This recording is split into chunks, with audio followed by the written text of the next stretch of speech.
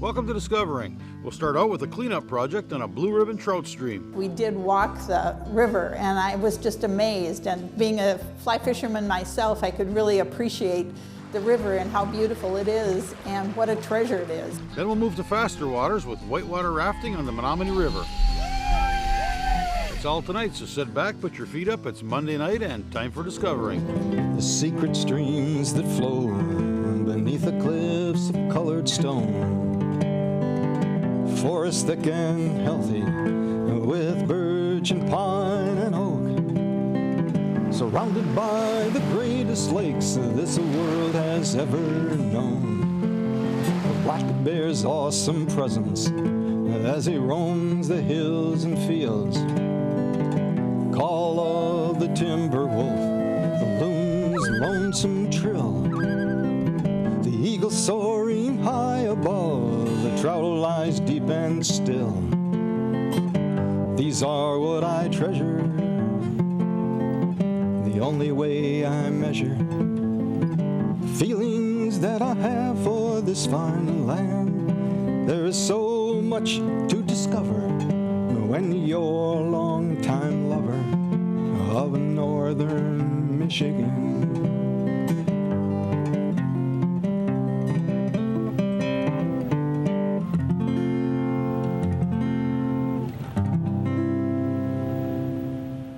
On a snowy day in the middle of May, I traveled to Iron River for a look at a river cleanup project that would be nice to see catch on across the UP. The cleanup today is part of Main Street effort, and Main Street is a community effort in Iron River that's working on revitalization of the downtown community. And because the Iron River is such a key part of our community, we decided to focus one of our first events on doing a little river cleanup.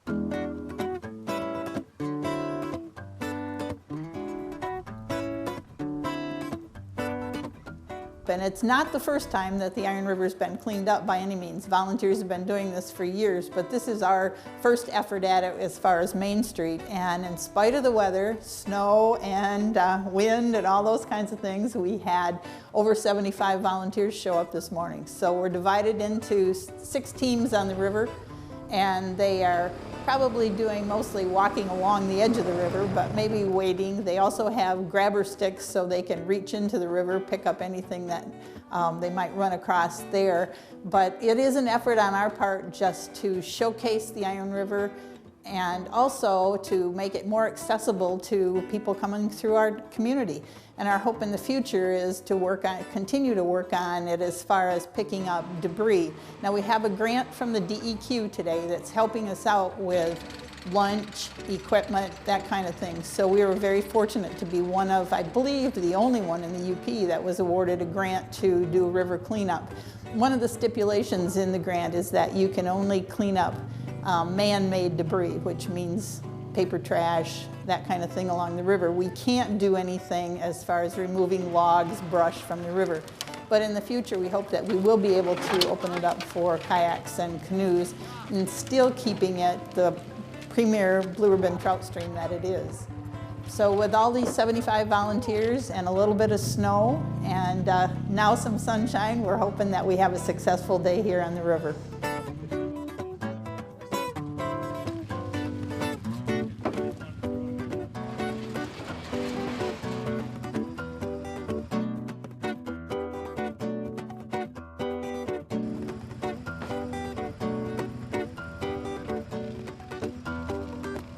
Iron River has a downtown, the DDA, the Downtown Development Authority, established a committee, we're calling it Main Street, and Main Street is a group of individuals really committed to the community and trying to revitalize downtown. That's a tough thing with UP towns, and so we're looking at trying to attract new businesses, promote the businesses that we have downtown, and do anything to kind of make our community look even better than it already does. So that's Main Street's focus. But out of that came the decision to have a first big project be the cleanup of the Iron River, and so that's where we are today.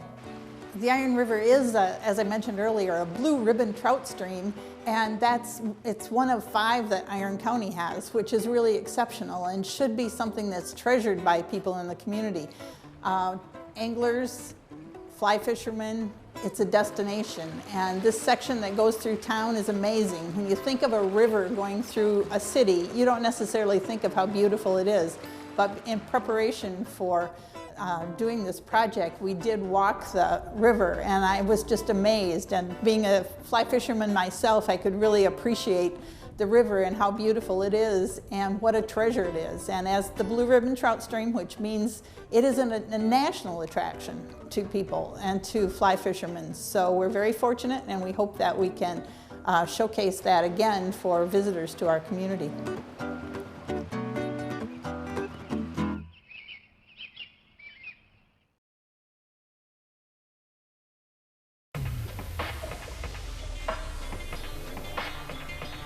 Hi, I'm Tracy and I'm with Wildman Adventure Resort, and we're here today on the Menominee River.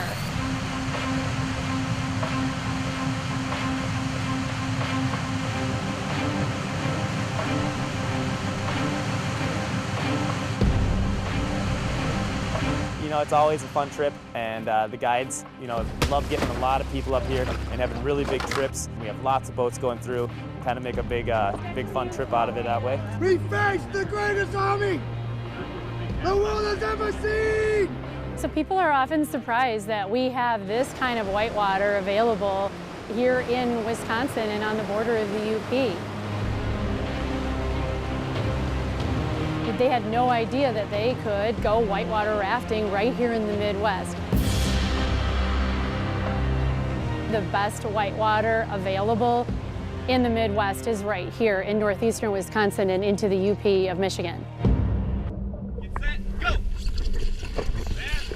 We go about 3.5 miles by river.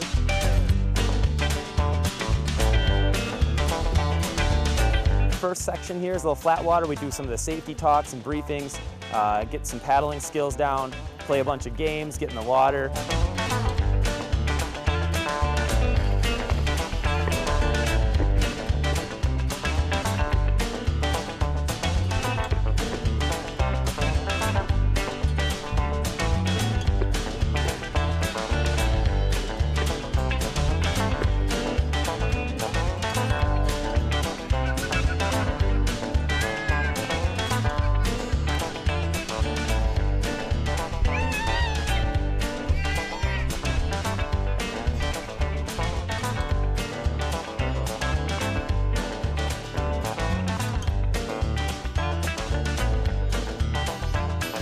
Once we get down a little further, we'll hit our first Class 2 rapid called Bloody Knuckles. And then that'll give us a little practice in the actual rapids.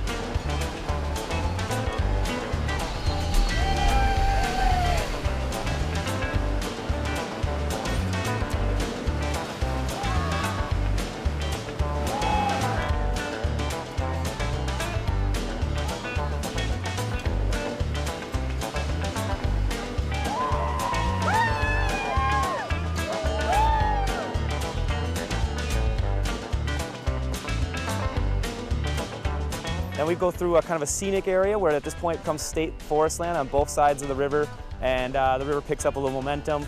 We ride that for several hundred yards, about 800, 900 yards, and then we'll be pulling over off on the shore.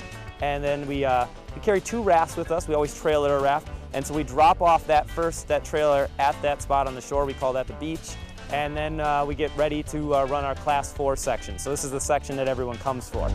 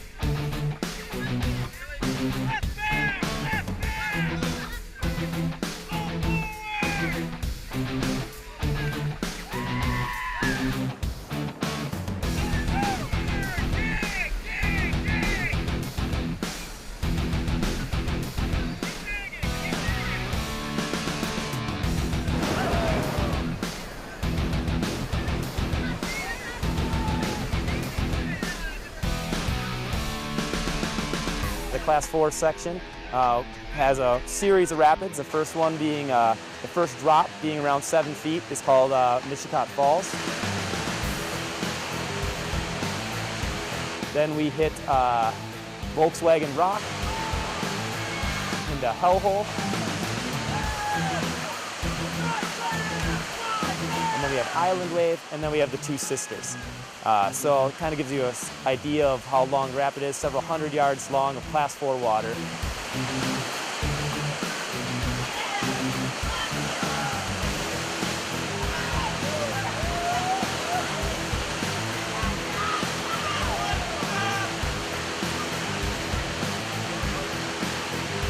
The rapids themselves then kind of will come to an end around a big eddy. We'll pull off there, and then we'll walk back up, take a cliff overlook view of what we just did, and then we'll walk back to the original raft that we dropped off, and we'll get into that one, and we'll take it down again.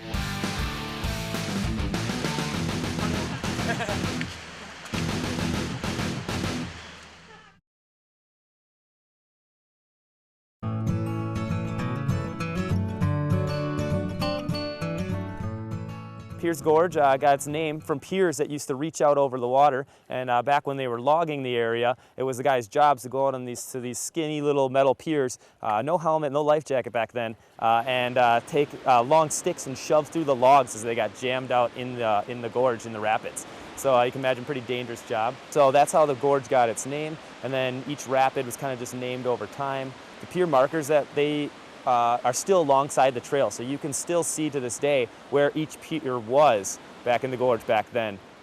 They still have markers with each numbered pier on the trail.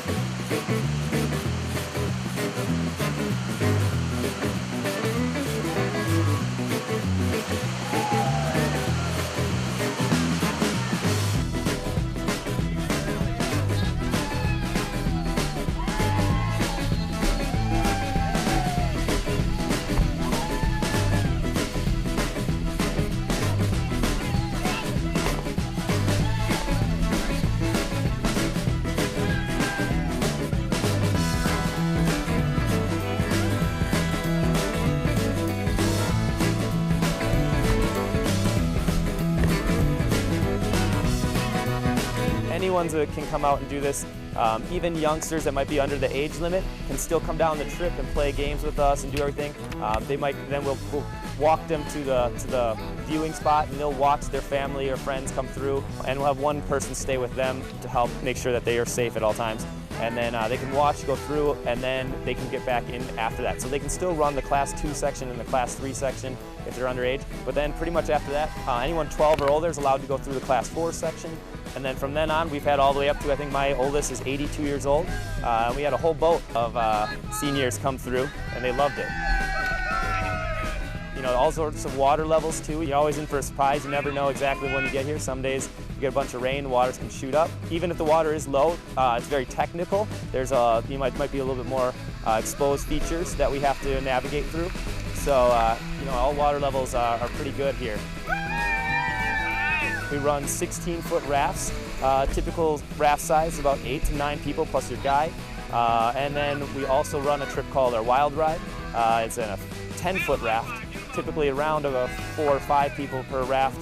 That one has a little higher age limit, a little bit smaller boat, bigger rapids. You know, it's a little harder to get them through, and we go through the rapids 3 times on that one, and 2 times on the 16-footers.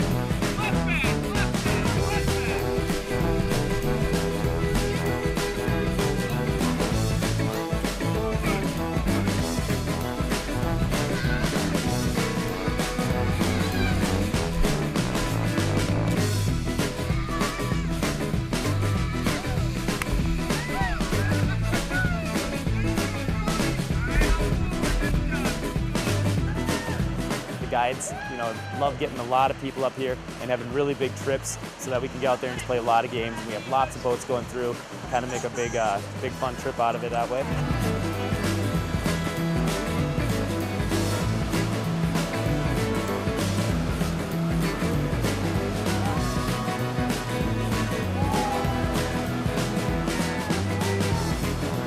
falling out of the raft is a part of rafting. It is part of the sport.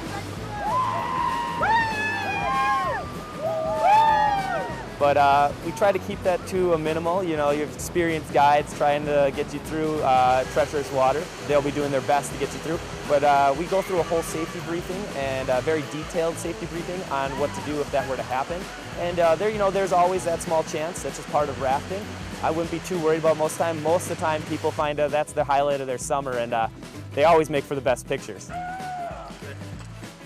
We offer half-day guided trips on both rivers. The season kind of starts on our lower river, on the Peshtigo River. Typically, as soon as the river opens up, we'll start going on that one. So if you're looking for that high water, maybe a little cooler, but definitely high water thrill. We do start real early, and it kind of varies depending on the water, or on the open ice and stuff like that, when the rivers have opened up and the snow melt has gone on. So that typically is in April. Then once the rivers become at appropriate level for us, then we'll start opening up our Menominee River, which is the one we're viewing today.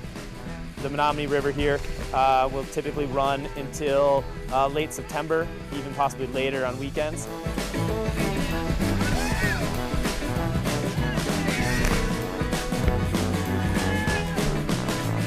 We have photographers that take photos of all of our trips, and they put those up in the big screen at the bar restaurant at the Bombers there. So Bombers is the golf course where we're connected to and stuff. So everyone gets back, gets dried, goes into there, and can view their pictures and get drinks and get food, and kind of all the guides come in at that point, and we kind of make a big thing of it. We run through pictures, we try to zoom in on maybe some people's faces, try to catch a little bit of all the fun that was happening out in the river there before we say goodbye.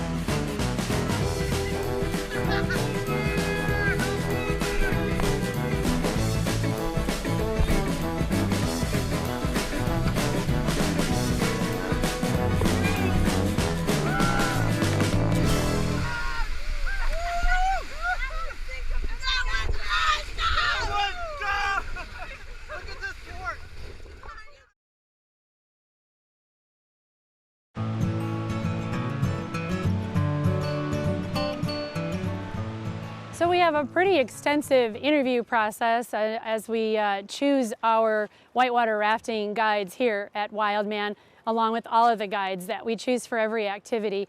And they go through a fairly extensive amount of training. And we've got guides that have been here, like James has been around for like 7 years, our river manager. So he takes care of training all of the new guides. He's Swiftwater trained, and he then will pass on that certification on over to the rest of our staff. So we are fully prepared to make sure everybody that comes out to see us is very comfortable with what they're about to do, and that they're fitted for their gear properly, and that they know what to expect on the trips. You can't really beat your office being a 16-foot raft. So getting out on the river every day, you get to meet a lot of different people. People come from all over. We do get a lot of people from the Midwest, but we do also get a lot of people from much further away, even other countries. So you get to meet so many different people, and you get to interact, and the guide life with spending so much time with our fellow guides is really a positive. You got to be one of those people that's kind of a minimalist, so we are all that kind of similar in that way, and because of that, I think everyone gets along real well. It is one of our most popular outdoor adventures. Wildman Adventure Resort has 9 different half-day guided trips, so we kind of have something for everyone, for all experience levels and all ages. So we start running trips in the beginning part of April, and we go all the way into the fall. And like I said, we've got something from mild to wild with our 9 different outdoor adventures. Today we were whitewater rafting on the Menominee River, and we also raft the Peshtigo River, along with things like paintballing, rock climbing, stand-up paddleboarding, kayaking. We've got a high ropes course and lots of camping and cabins as well. So we can definitely plan a wonderful vacation for either you and your family. We do 3-generation trips. We do bachelorette parties. We've got tons of scout groups and youth groups and church groups, and basically anything that you guys can kind of dream up, we can definitely plan a wonderful trip to the north woods of Wisconsin and on the border here of the UP. Here's a look at what's coming up this weekend in the UP. June 11th is Michigan's Free Fishing Weekend. The Hiawatha National Forest will once again be sponsoring Kids Fishing Day on Saturday, June 11th at the Camp 7 Lake Campground. It's the 25th anniversary of the event. It's a great way to introduce kids 16 and under to the sport of fishing. Registration begins at 11 a.m. Eastern and the event runs until about 3:30 in the afternoon. The day includes a casting contest, minnow races, raffle prizes, free food, and 2 fishing ponds for kids ages 12 and under, and a visit by Smokey the Bear. Pro angler Greg Karsh will be leading a casting demo and teaching knot tying. Also on Saturday, June 11th, is the Angler Young Angler Fishing Tournament at Ludington Park in Escanaba. For more information, contact Jerry Plurd at 420-0022. My Trail and the Michigan DNR Parks and Recreation Division will be co-hosting the 5th Annual State Park Off-Road Trek or Sport Ride. For more information, visit mytrail.org. That's it for tonight. Thanks for watching, and we'll see you next week right here on Discovering.